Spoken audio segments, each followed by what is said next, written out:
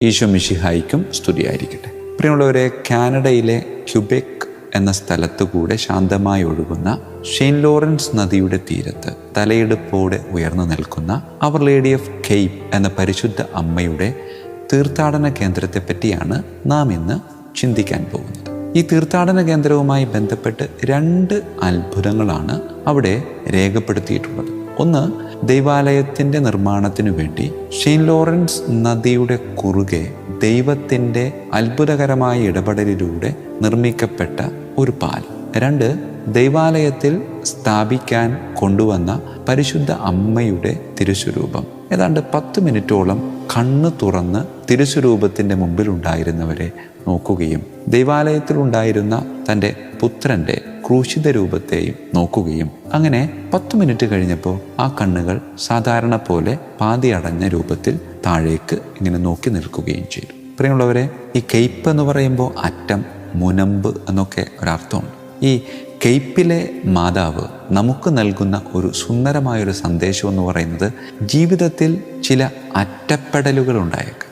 ഒറ്റപ്പെടലല്ല, അറ്റപ്പെടൽ. അതായത് അറ്റത്ത് പോയി നിൽക്കുക. അത് ചിലപ്പോൾ മരണത്തിൻ്റെ വക്കാകാം, കടക്കെണിയുടെ വക്കാകാം. അതായത് ഇനി മുന്നോട്ട് പോകാൻ പറ്റത്തില്ല, പോയാൽ താഴേക്ക് വീഴും. അങ്ങനെയുള്ള അവസ്ഥാന്തരങ്ങളിലൂടെ കടന്നു പോകുന്നവർക്ക് വലിയൊരു ആശ്വാസത്തിൻ്റെ സന്ദേശമാണ് ഈ കാനഡയിലെ ക്യുബെക് എന്ന സ്ഥലത്ത് ശാന്തമായി നിലനിൽക്കുന്ന പരിശുദ്ധ അമ്മയുടെ തീർത്ഥാടന കേന്ദ്രം. 1879 ഈ ദൈവാലയം പുനർനിർമ്മാണത്തിന് ആരംഭം കുറിക്കുന്നത്.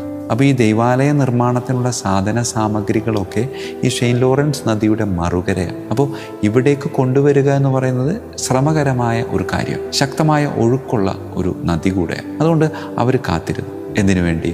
അവർ മഞ്ഞുകാലത്തിന് വേണ്ടി കാത്തിരുന്നു. അപ്പോൾ ഈ മഞ്ഞ് മൂടിക്കഴിയുമ്പോൾ ഇത് നടന്നു പോകാവുന്ന രീതിയിൽ കട്ടിയുള്ള മഞ്ഞുകട്ടകളായിട്ട് ഈ വെള്ളം രൂപാന്തരപ്പെടും. അപ്പോൾ ആ വർഷത്തെ മഞ്ഞുകാലത്തിന് വേണ്ടി അവർ കാത്തിരുന്നു. പക്ഷെ പ്രകൃതി ചതിച്ചു. ആ വർഷം മഞ്ഞ് അത്ര ശക്തമല്ലായിരുന്നു. അതുകൊണ്ട് വെള്ളം ഇങ്ങനെ ഒഴുകിക്കൊണ്ടേയിരുന്നു. ഇവർക്കെല്ലാം സങ്കടമായി. പക്ഷേ പരിശുദ്ധ അമ്മയോട് മാധ്യസ്ഥ്യം യാചിച്ച് പ്രാർത്ഥിച്ചു. ഇതാ അവർ വലിയൊരു അത്ഭുതത്തിന് സാക്ഷ്യം വഹിക്കാൻ.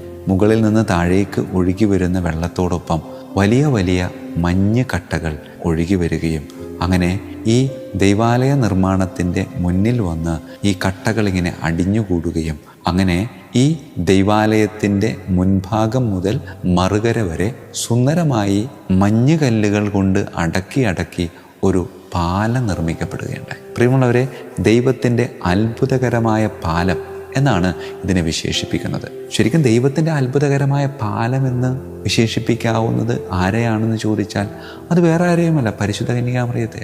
സ്വർഗത്തിലായിരുന്ന വചനത്തെ മാംസമാക്കി ഈ ഭൂമിയിലേക്ക് കൊണ്ടുവരാൻ സ്വർഗത്തിൽ നിന്ന് ഭൂമിയിലേക്ക് ദൈവം ചാരിവെച്ച ഒരു കോവണി, അത് പരിശുദ്ധ അമ്മയാണ്.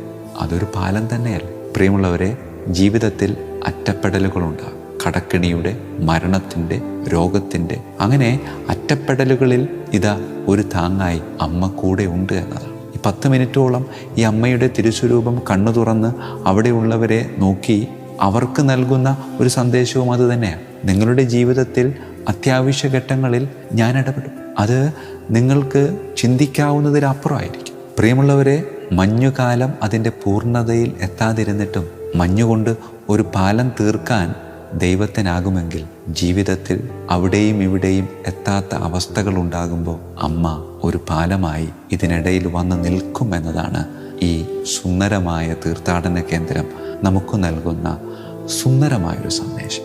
അതിനാൽ പ്രിയമുള്ളവരെ, കണ്ണുകളടച്ച് കരങ്ങൾ കൂപ്പി പ്രാർത്ഥിക്കുന്നതിന് മുമ്പ് ഇന്ന് അൽഫോൺസ എന്ന് പറയുന്ന ഒരു പെൺകുട്ടി സമാനമായ ഒരവസ്ഥ എന്നോട് പങ്കുവയ്ക്കുകയുണ്ട്. ഒരുപാട് സന്ദേശങ്ങൾ വാട്സപ്പിൽ വരാറുണ്ടെങ്കിലും ഇത് എന്തോ പെട്ടെന്ന് എനിക്ക് തുറന്നു നോക്കണമെന്ന് മാതാവ് പറയുന്നത് പോലെ തോന്നി. തുറന്നു നോക്കിയപ്പോൾ അവൾ പറഞ്ഞൊരു കാര്യം ഇതാണ്: അച്ഛൻ, എനിക്ക് അപ്പനുണ്ട്, അമ്മയുണ്ട്, വീട്ടിൽ 2 സഹോദരിമാരുണ്ട്. പക്ഷേ ഞാൻ ഒറ്റപ്പെട്ടാണ് അച്ഛൻ ജീവിക്കുന്നത്.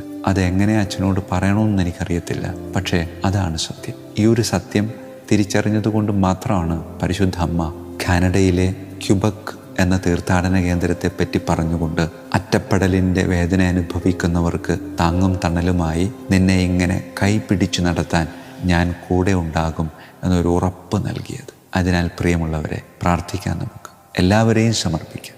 ഈ കുഞ്ഞിനെ മാത്രമല്ല, ഇതുപോലെ ദുരവസ്ഥകളിലൂടെ കടന്നു പോകുന്ന എല്ലാവരെയും നമുക്ക് അമ്മയിലൂടെ കർത്താവ് ഈശോ മിശിഹായിലേക്ക് സമർപ്പിച്ച് പ്രാർത്ഥിക്കാം. കരങ്ങൾ കൂപ്പി കണ്ണുകളടച്ച്, കാരുണ്യവാനായ കർത്താവെ, ജീവിതത്തിൻ്റെ യാത്ര ഇങ്ങനെ മുന്നോട്ട് പോകുമ്പോൾ ചില സമയത്ത് മുന്നോട്ട് പോകാനാവാതെ ചിലതിൻ്റെ എല്ലാം വക്കില് അറ്റത്ത് വന്നു നിന്ന് ഇനി എങ്ങോട്ട് എന്ന് അറിയാൻ പറ്റാത്ത അവസ്ഥയിലൂടെ കടന്നു പോകുന്ന ഓരോ മക്കളെയും സമർപ്പിക്കുക. കാരുണ്യവാനായ കർത്താവെ, അങ്ങ് തന്നെയാണ് ഞങ്ങൾക്ക് ആശ്രയം.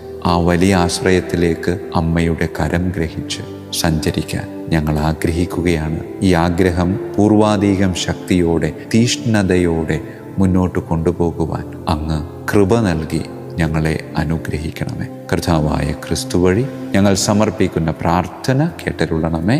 ആമേൻ. ഈശോ മിശിഹായിക്കും സ്തുതിയായിരിക്കട്ടെ.